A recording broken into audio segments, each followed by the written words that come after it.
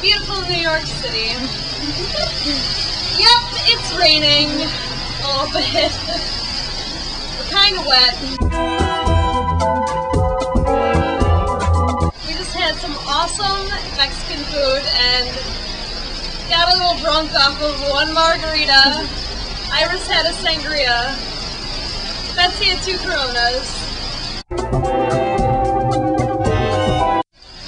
Now we're on our way to the Met, so we thought we'd take a break and wait out the rain, which is probably just as bad of an idea as walking through it, because I think it's going to take a long time.